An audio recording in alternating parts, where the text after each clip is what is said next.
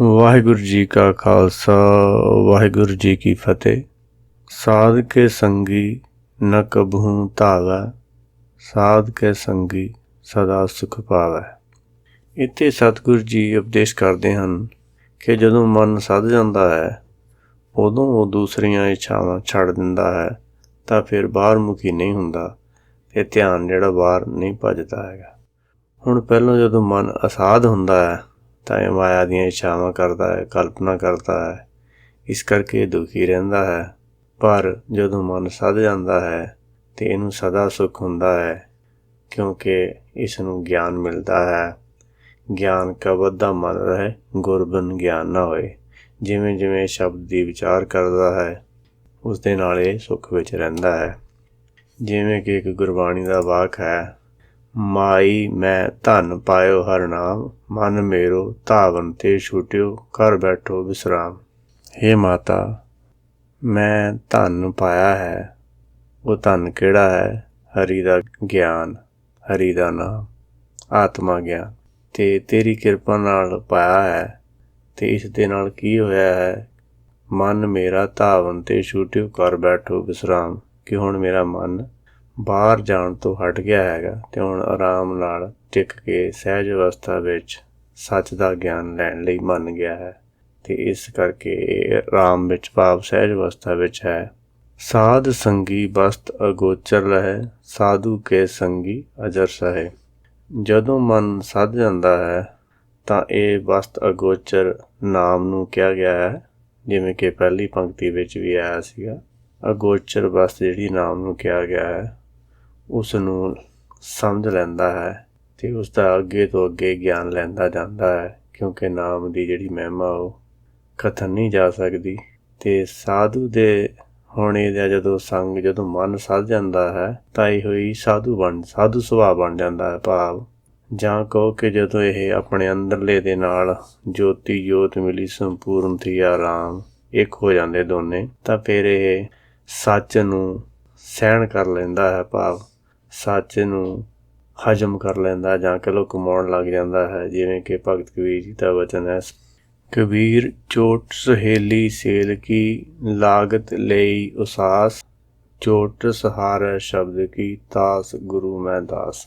ਭਾਵ ਸੇਲ ਦੀ ਜਿਹੜੀ ਚੋਟ ਆ, ਜਿਹੜੀ ਉਹਦਾ ਜ਼ਖਮ ਹੈ, ਜੇ ਹੋ ਜਾਵੇ ਜਾਂ ਲੱਗ ਜਾਵੇ ਤਾਂ ਫਿਰ ਵੀ ਆਦਮੀ ਜਿਹੜਾ ਉਹ ਬਚ ਸਕਦਾ ਹੈ ਜਾਂ ਸਾਹ ਲੈ ਸਕਦਾ ਹੈ। ਭਾਵ ਉਹਨੂੰ ਜ਼ਿਆਦਾ ਦੁੱਖ ਨਹੀਂ ਫੀਲ ਹੁੰਦਾ, ਮਹਿਸੂਸ ਹੁੰਦਾ। ਪਰ ਜਿਹੜਾ ਸ਼ਬਦ ਦੀ ਜਿਹੜੀ ਚੋਟ ਹੈਗੀ ਆ, ਜੇ ਉਹ ਕੋਈ ਸਹਿਣ ਕਰ ਜਾਵੇ ਜਾਂ ਉਹਨੂੰ ਅੰਦਰ ਸ਼ਬਦ ਨੂੰ ਵਸਾ ਲਵੇ ਤਾਂ ਉਹ ਮੇਰਾ ਗੁਰੂ ਹੈ ਤਾਂ ਮੈਂ ਉਸਦਾ ਦਾਸ ਬਣਨ ਲਈ ਤਿਆਰ ਹਾਂ ਜਾਂ ਕਿਉਂਕਿ ਬਿਰਲੇ ਹੀ ਹੁੰਦੇ ਆ ਜਿਹੜੇ ਸ਼ਬਦ ਦੀ ਚੋਟ ਲੱਗੇ ਤਾਂ ਫਿਰ ਉਹਨੂੰ ਨਾ ਮੰਨਣ। ਭਾਵ ਜੇ ਸਮਝ ਆ ਜਾਵੇ ਤਾਂ ਫਿਰ ਉਸ ਨੂੰ ਮੰਨ ਕੇ ਉਹਦੇ 'ਤੇ ਚੱਲਣ ਲੱਗ ਜਾਂਦੇ ਹਨ ਅਤੇ ਮੁੜ ਕੇ ਫਿਰ ਉਹਦਾ ਵਿਰੋਧ ਨਹੀਂ ਕਰਦੇ। ਇਸ ਲਈ ਇੱਥੇ ਭਗਤ ਕਬੀਰ ਜੀ ਨੇ ਇਹ ਬਚਨ ਉਚਾਰਨ ਕੀਤਾ ਹੈ। ਇਸੇ ਤਰ੍ਹਾਂ ਗੁਰਬਾਣੀ ਵਿੱਚ ਆਇਆ ਹੈ ਕਿ ਜਦੋਂ ਮਨ ਸੱਧ ਜਾਂਦਾ ਹੈ ਤਾਂ ਉਹ ਫਿਰ ਗੁਰਬਾਣੀ ਦੇ ਜਿਹੜੇ ਬਚਨ ਆ ਉਹਨਾਂ ਨੂੰ ਸਹਿਣ ਕਰ ਜਾਂਦਾ ਹੈ। ਭਾਵ ਉਹਨਾਂ ਨੂੰ ਮੰਨਣਾ ਸ਼ੁਰੂ ਕਰ ਦਿੰਦਾ ਹੈ। ਨਹੀਂ ਤਾਂ ਆਮ ਤੌਰ 'ਤੇ ਹੈ ਕਿ ਲੋਕ ਗੁਰਬਾਣੀ ਨੂੰ ਪੜ੍ਹ ਰਹੇ ਹਨ ਪਰ ਉਹਨੂੰ ਮੰਨ ਨਹੀਂ ਰਹੇ ਹੈਗੇ। ਜੋ ਗੁਰਬਾਣੀ ਕਹਿੰਦੀ ਹੈ ਉਸ ਅਨੁਸਾਰ ਨਹੀਂ ਚੱਲ ਰਹੇ ਹੈਗੇ ਅਤੇ ਇਸ ਦਾ ਮਤਲਬ ਇਹੀ ਹੈ ਕਿ ਉਹ ਅਜਰ ਨੂੰ ਸਹਿਣ ਨਹੀਂ ਕਰ ਸਕੇ। ਸਾਧ ਕੇ ਸੰਗੀ ਬਸੇ ਥਾਨ ਉੱਚੇ, ਸਾਧੂ ਕੇ ਸੰਗੀ ਮਹਿਲ ਪਹੁੰਚੇ। ਜਿਸ ਦਾ ਮਨ ਸੱਧ ਜਾਂਦਾ ਹੈ ਉਹ ਉੱਚੀ ਅਵਸਥਾ ਵਿੱਚ ਵੱਸਦਾ ਹੈ। ਹੋਰ ਇਸ ਦਾ ਮਤਲਬ ਇਹ ਨਹੀਂ ਕਿ ਬਹੁਤ ਉੱਚਾ ਹੋ ਜਾਂਦਾ ਹੈ, ਕਿਉਂਕਿ ਗੁਰਬਾਣੀ ਵਿੱਚ ਆਇਆ ਆਪਸ ਕੋ ਜੋ ਜਾਣੇ, ਉੱਚਾ ਸੋਈ ਗਨੀਏ ਸਭ ਤੇ ਨੀਚਾ। ਹੁਣ ਇੱਥੇ ਮਤਲਬ ਇਹ ਹੈ ਕਿ ਉਹ ਉੱਚੀ ਅਵਸਥਾ ਵਿੱਚ, ਸਹਿਜ ਅਵਸਥਾ ਵਿੱਚ, ਜਾਗਰਤ ਅਵਸਥਾ ਵਿੱਚ ਰਹਿੰਦਾ ਹੈ ਅਤੇ ਜੇ ਕੋਈ ਖਿਆਲ ਮਨ ਵਿੱਚ ਆਉਂਦਾ ਹੈ ਅਤੇ ਉਹਦੇ ਉੱਤੇ ਉਹ ਗੁਰਬਾਣੀ ਦੇ ਸ਼ਬਦ ਨਾਲ ਉਹਨੂੰ ਕੰਟਰੋਲ ਕਰ ਲੈਂਦਾ ਜਾਂ ਉਹਨੂੰ ਦਬਾ ਦਿੰਦਾ ਹੈ। ਜਿਵੇਂ ਕਿ ਗੁਰਬਾਣੀ ਦਾ ਵਾਕ ਹੈ, ਆਪਣੇ ਵਿਚਾਰੋਂ ਪੇ ਅਸਵਾਰੀ ਕੀਜੇ, ਸਹਿਜ ਕੇ ਪਾਵੜੇ ਪੱਗ ਧਾਰ ਲੀਜੇ।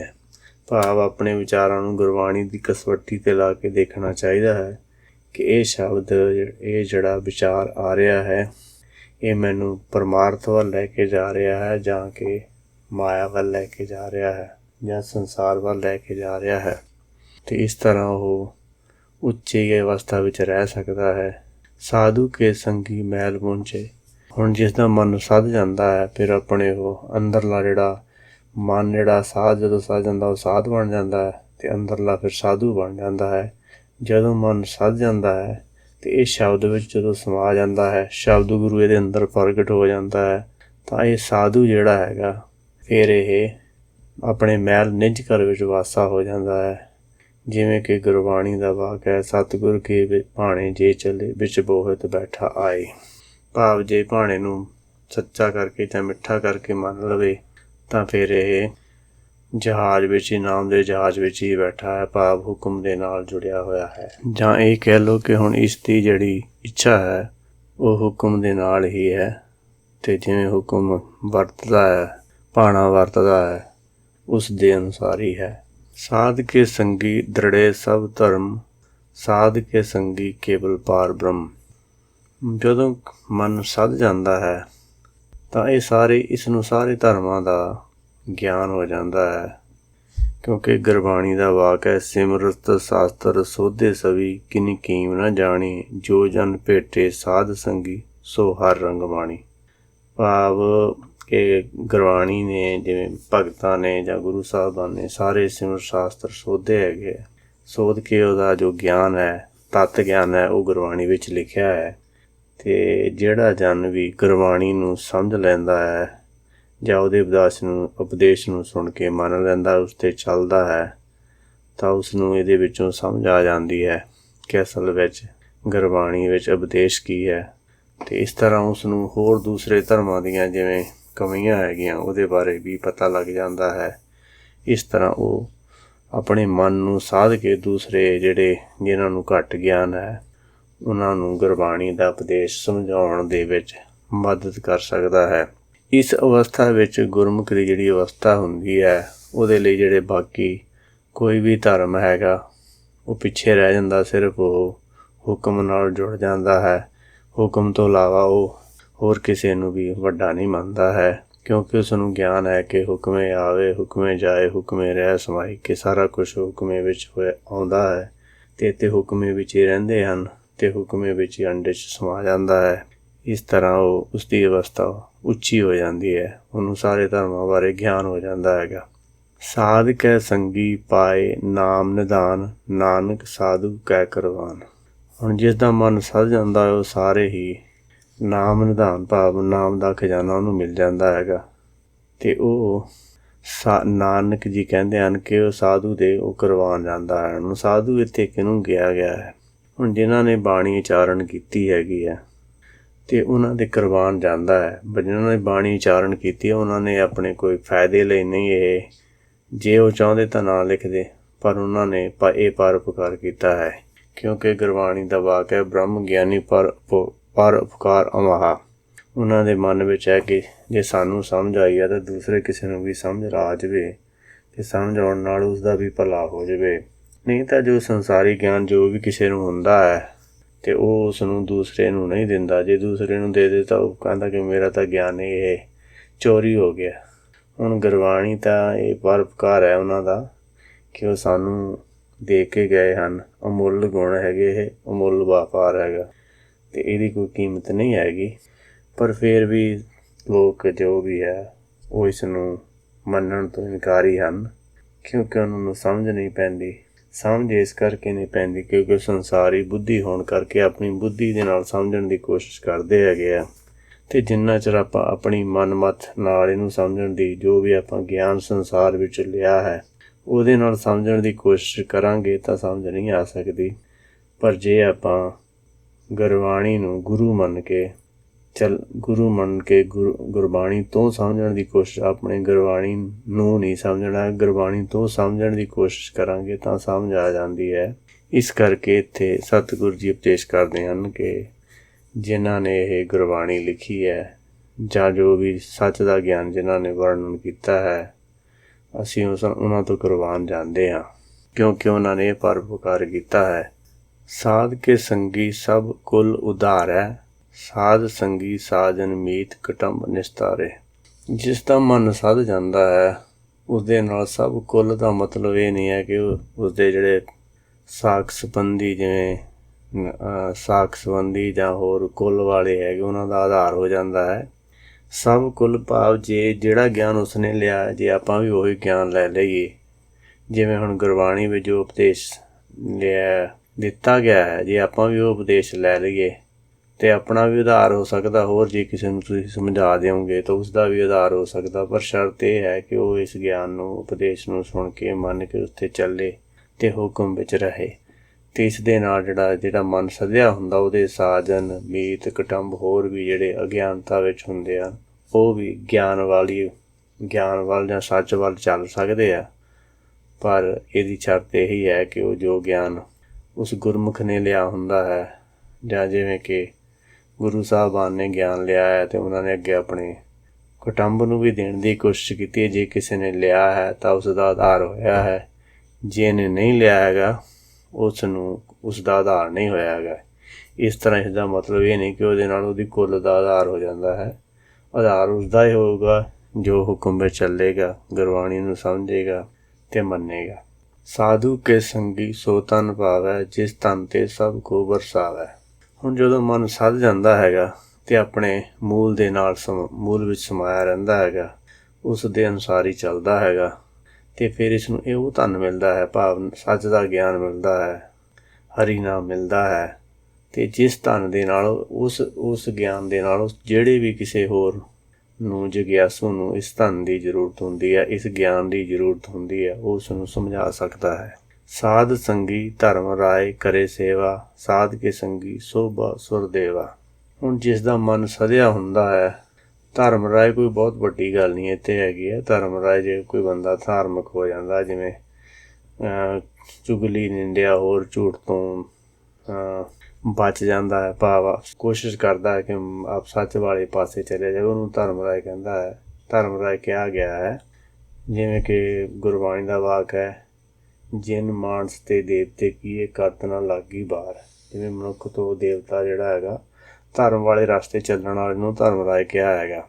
ਹੁਣ ਜਿਸ ਦਾ ਮਨ ਸਧਿਆ ਹੁੰਦਾ ਹੈ, ਉਹਦੇ ਜਿਹੜੇ ਹੋਰ ਵੀ ਜਿਹੜੇ ਧਰਮ ਨੂੰ ਸਮਝਣ ਵਾਲੇ ਹੈ, ਉਸ ਤੋਂ ਲਾਹਾ ਲੈਂਦੇ ਹਨ। ਇਸ ਤਰ੍ਹਾਂ ਉਹ ਉਸਦੀ ਸੰਗਤ ਵਿੱਚ ਰਹਿ ਕੇ ਉਹ ਵੀ ਆਪਣਾ ਜਿਹੜਾ ਕੁਛ ਧਨ ਖੱਟ ਸਕਦੇ ਹਨ।